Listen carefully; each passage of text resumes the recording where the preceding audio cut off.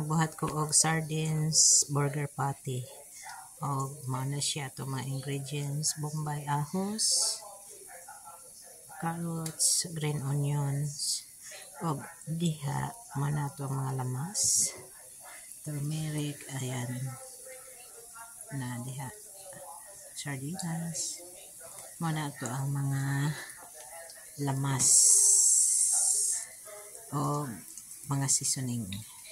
Then ang carrots atuan na siyang kuanon, ako siyang gibanggod or grater nimo para pinos siya kay aron kay kay makaon man og gulay. Ako ang anak na akong ideya. Pati ang garlic imuhang i-grate siya, i-grater para di siya halata.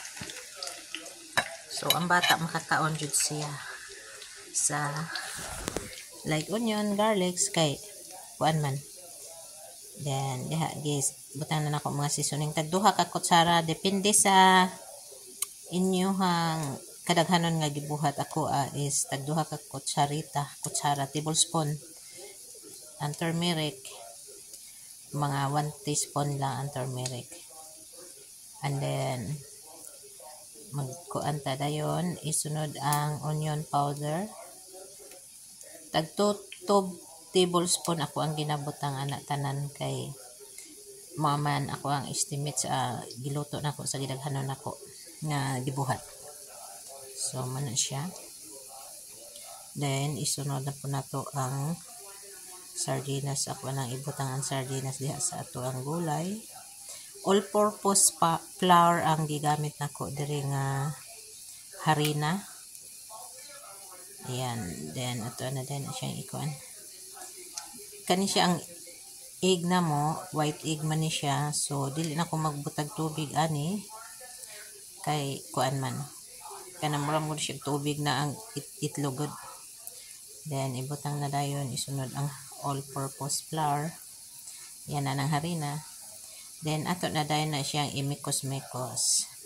I-mix mo siya maayo. Ayan insan, mikos-mikos. Mikos-mikos insan. Then i-mix mo siya og maayo hantod nga makuha na nimo ang iyahang kuan. Og gibutangan ako na siya og sesame oil. Bisan unsa nga oil inyong gamiton pwede ra. Ako kay kana akong gibutang ang sesame oil kay para kuan maura gud siyang lami pero kuan na ba og diha nagpabukal nako og mantika kay magluto nako. Waan mi laing mantika ginagamit ko diri, olive oil lang siya. Rich ang bata. Wow, rich pa more.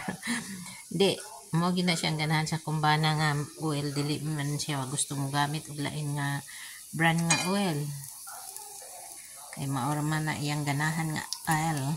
So mo na ang gigamit nako, bisag mahal na siya pero diha nagluto nako diha. Gitistingan sa nako una gamay lang sa og tilawan